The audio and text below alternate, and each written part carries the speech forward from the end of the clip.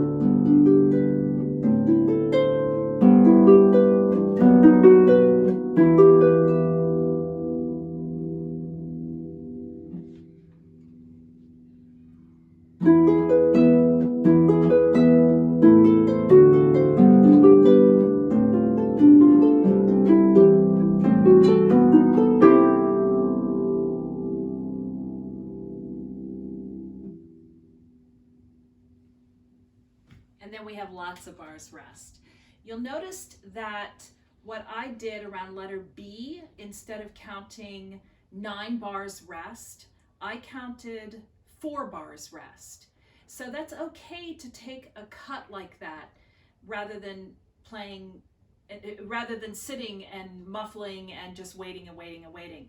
What's really important is when you cut your measures rest for an audition recording like this, still be extremely rhythmical. Don't just muffle and do like a 3-beat muffle, but keep it very rhythmical. The next section is the bottom of the page, which is after letter E for egg. And of course, there's 4 pedal changes to 4 flats. And in this next section, you will notice at the top of this run that there's another staccato note. Well, that one we do not do staccato. We want that to ring out over the entire orchestra. So we rarely would muffle and make that note staccato in any of the repertoire of orchestral playing. And be careful, it's actually a misprint, but be careful after letter F, the 5th bar, beat 1, that is a triplet. It's not marked in the music, it's 3 8th notes, but that is a triplet followed by the rest of the arpeggio, which are 16th notes. So this is lo stesso tempo, which means the same tempo that the orchestra has been playing, and I'll try and keep it the same tempo that I just played. So this is the next part of the Moldau.